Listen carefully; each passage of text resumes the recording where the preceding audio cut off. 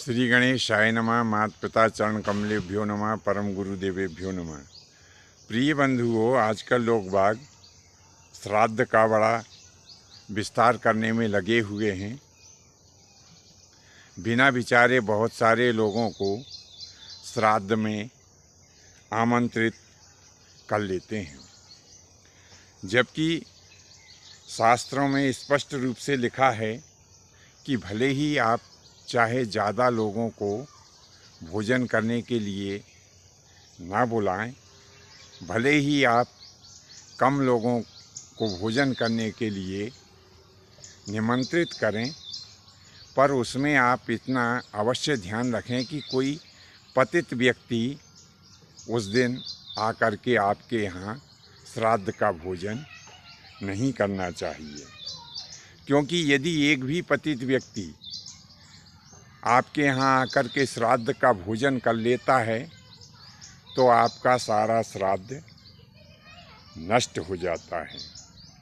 यहाँ हम आपको बता दें कि जब हम पितृ कार्य संपन्न कर रहे होते हैं तो पितृ कार्य में हमें विषम संख्या में लोगों को भोजन करने के लिए आमंत्रित करना चाहिए, जैसे 1, 3, 5, 7, 9, 11 आदि।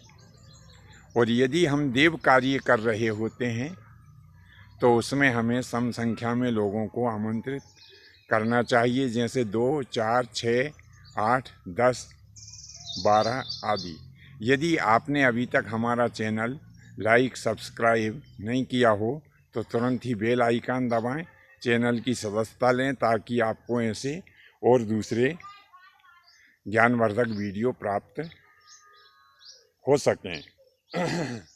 कहीं कहीं तो ऐसा भी आया है कि यदि आपको सत्यभाषी, इंद्रियों को जीतने वाला, ईश्वर और माता पिता का भक्त, ब्रह्मगांठ युक्त यज्ञोपवीत धारण करने वाला, गायत्री का जाप करने वाला, क्रोध को जीतने वाला, यदि ऐसा व्यक्ति आपको श्राद्ध में भोजन करने के लिए मिल जाए तो यह एक व्यक्ति ही हजारों भोजन करने वालों के बराबर होगा।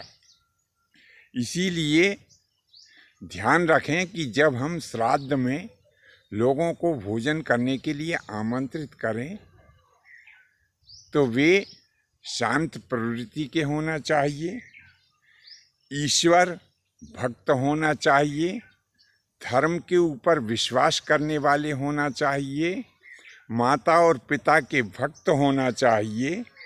ऐसे ही व्यक्तियों को हमें श्राद्ध में भोजन करने के लिए आमंत्रित करना चाहिए।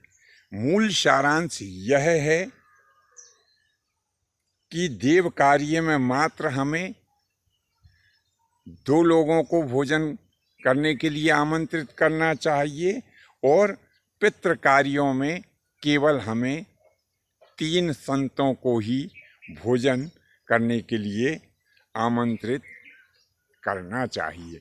क्योंकि यदि आप ज़्यादा लोगों को भोजन करने के लिए आमंत्रित करते हैं और कोई पतित व्यक्ति आ जाए और वो भोजन कर जाए तो आपका किया हुआ वह सारा देव कार्य और पितृ कार्य नष्ट हो जाता है।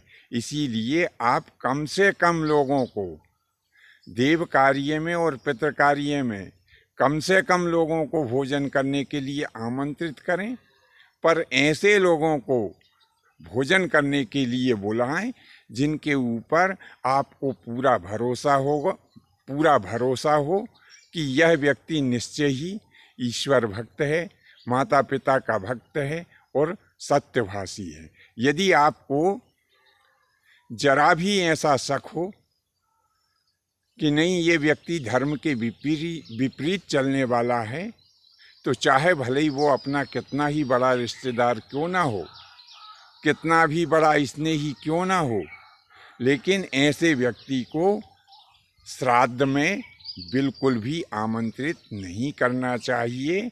आज के लिए बस इतना ही। शेष अगले भाग में नए विषय के साथ में उपस्थित होंगे। आज्ञा दीजिए। धन्यवाद। जय माता जी की, जय परशुराम जी की।